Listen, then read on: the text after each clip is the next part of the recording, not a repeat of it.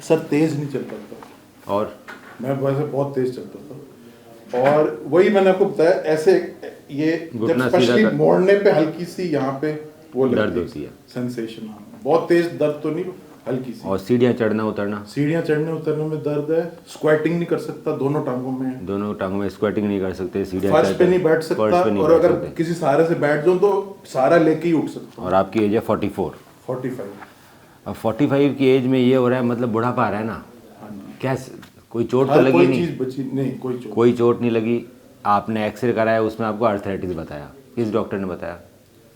Sir ये फरीदाबाद के ही हैं। हाँ तो वो भी गलत नहीं है पूरी तरह से। आर्थराइटिस का मतलब क्या? बुढ़ापा।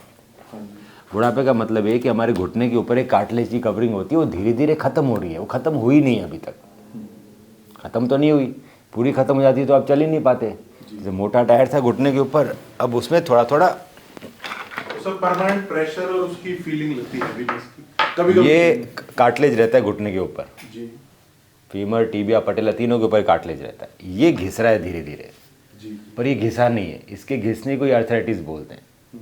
सो अगर एक बार घिस गया, जैसे 45 की एज में घिसना चालू हो गया, आपको सिम्टम आने लग गए, 2-3 साल से, ये 3-4 तो महीने 60 से, साल की उम्र में, हाँ, सर। 60 साल की उम्र आते थे पूरा घिसेगा नहीं घिसेगा, जी तो आप कैंडिडेट बनोगे नी रिप्लेसमेंट के। जी कि नी रिप्लेसमेंट कराने के लिए आपको डॉक्टर बोलेंगे क्योंकि आर्थराइटिस आने लग गई है। जी सो आज ही टाइम है उसको रिवर्स करने का, जी डॉक्टर, तो बाद में रिवर्स नहीं होगा। जी तो रिवर्सल के लिए क्या होता है कि बॉडी में कभी भी चोट लगती है तो platelets, plasma, stem cells, growth factors, ये हमारे चीज़ों को रिपेयर करते हैं। जी डॉक्टर, सो इसको रिपेयर की ज़रूरत है। सो रिपेयर करने के लिए सबसे जो बेस्ट तरीका रहता है वो रहता है कि मैं यहाँ से स्टेम सेल निकालूँ आपके फैट से। ये फैट है ना, इससे स्टेम सेल निकलते हैं, फैट्स में से स्टेम सेल बाहर निकलते हैं, उसको प्रोसेस करते हैं, वो आपके दोनों घुटनों में डाल दिया जाता है। तो आपके घुटने रीजनरेट हो जाते हैं क्योंकि उसमें जो फैट के स्टेम सेल्स है उसकी क्वांटिटी सबसे ज़्यादा है। फिर आता है कि ये स्टेम सेल बोन मैरो में से निकाल सकते हैं। सो बोन मैरो और फैट दोनों में से निकल सकता है। फैट ज़्यादा बेटर माना जाता है बोन मैरो से, नी के लिए, कार्टिलेज के लिए खास तौर से। इसके अलावा एक और तरीका रहता है ब्लड से निकालना। सो ब्लड लेते हैं, पीआरपी, ब्लड को सेंट्रीफ्यूज करते हैं, उसमें प्लेटलेट रिच प्लाज्मा अलग निकलता है। सो ग्रोथ फैक्टर बोल सकते हैं, एसीपी बोल सकते हैं, पीआरपी बोल सकते हैं, डिपेंडिंग अपॉन किस वायल में किस तरीके से हमने सेंट्रीफ्यूज किया, उसको प्रोसेस किया। सो ग्रोथ फैक्टर अच्छे हैं काफ़ी, उसमें पेन भी नहीं होता है, वो 3 लगते हैं। सो फैट सेल और बोन मैरो तो सिंगल शॉट लगते हैं, एक बार नहीं हो जाता है रिवर्सल। और जो पीआरपी वो 3 बार लगाने पड़ते हैं, पहले दिन, 7वें दिन, 15 दिन। ओके, सबसे बेटर कहूँ तो फैट सेल, उसके बाद बोन मैरो और 3rd नंबर पे पीआरपी, आईसीपी। ये इसका सीक्वेंस रहता है।